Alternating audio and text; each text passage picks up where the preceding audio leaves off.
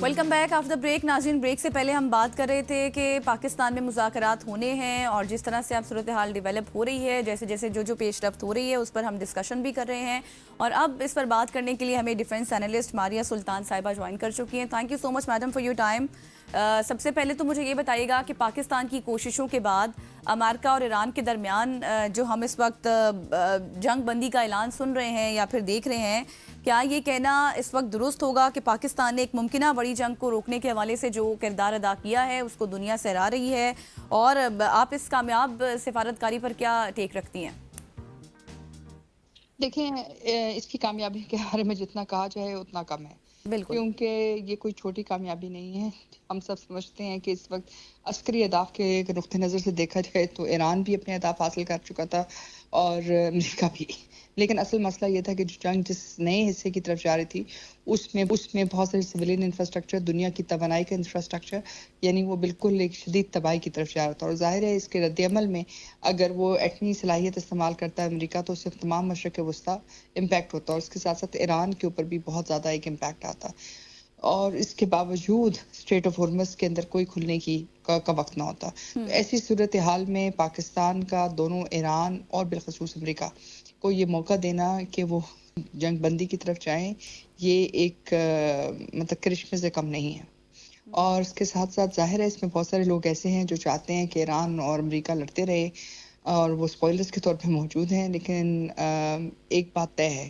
یہ کوئی علاقائی جنگ نہیں ہے, یہ ایک ایسی جنگ ہے جو پاکستان نے جو دنیا کی معیشت کو اور دنیا کی جو عوام ہیں ان کو ایک بہت بڑی تباہی سے بچایا ہے.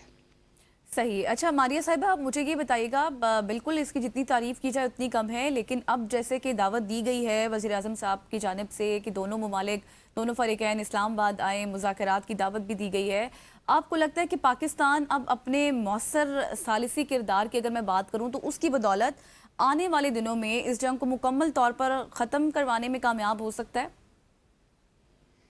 دیکھیں,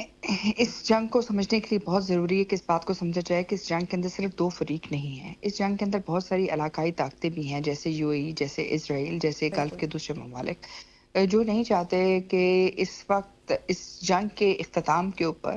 ظاہر ہے دنیا کی تیل کی تجارت کے اندر ایک بہت بڑا پلیئر جو پچھلے 20 سالوں سے نہیں موجود تھا, اس لحاظ سے جتنی اس کی سکت ہے, ایران یعنی کہ وہ واپس آ سکتا ہے.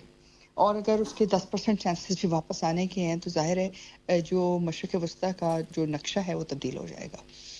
اب ایسی صورتحال میں کیا ہو سکتا ہے کیا نہیں ہو سکتا, یہ اس بات پہ منحصر ہے کہ دونوں جو پارٹیز ہیں بالخصوص امریکہ اور ایران کتنی حد تک پابند رہتے ہیں جنگ بندی کے لیے, کیونکہ یہ پریشرز تو ان پہ آئیں گے, کیونکہ اس میں صرف یہ نہیں ہے کہ صرف ایران اور امریکہ کی جنگ ہے, اس میں جیسے میں نے کہا بہت ساری اور بھی طاقتیں ہیں جن کے بہت سارے انٹرسٹس ہیں. لیکن اس وقت جو اہم کردار ہے وہ پاکستان نے, سعودی عربیہ نے, چین نے اور امریکہ اور تہران نے کیا ہے, اور صحیح وہ یہ کہ انہوں نے پہلی دفعہ صحیح ہو گیا. اپنے ماریہ صاحبہ, مستقبل میرے کی کچھ ذمہ داری. مزید بھی سوالات ہیں آپ سے جو میں نے کرنے ہیں, لیکن یہاں پر وقت ہوا ایک شارٹ سی نیوز بریک کے بعد واپس آئیں گے. ڈسکشن کا سلسلہ اسی طرح سے جاری رہے گا. Stay with us.